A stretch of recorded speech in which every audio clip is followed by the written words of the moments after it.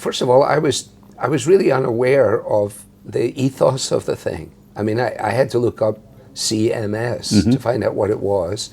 And even when I was told what it was, I didn't really get it. I'm a bit slow. And but as soon as I got here, and first of all, in the dining room, I saw all these pictures of these families. And as I began to walk along, I said, oh, these people are everywhere in the world. And some of them have come here, and the rest are going about their business. And these folks have committed to a lifetime in relationship to this. That is the first thing that has struck me, that this is a long-haul journey. American missionaries, it seems to me, in a way today that was not true in an earlier day, partly I think because of resources, are able to come and go from places on the mission field with not constant regularity, but in a way that I'm not sure it's particularly conducive to the task.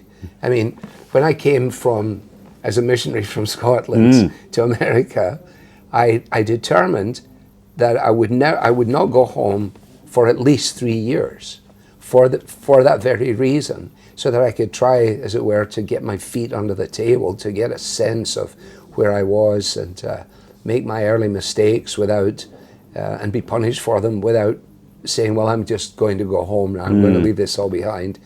And I think that is the thing that has come out most forcibly, that the idea of this is a long-term commitment in order to understand where we are, the language and what we're doing and so on, which of course is a different strategy from what is taking place in some parts of the world where resourceful churches in the West, or even in parts of the East, are seeking to go into those places, find indigenous people, and train those indigenous people, give them everything that we can give them to enable them to function without having to do all this cross-cultural work for them.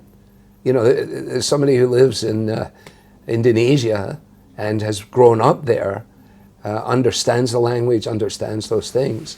And I'm sure that the position of these folks who are there for the long haul obviously must mean that they are there to work themselves out of a job. Yeah.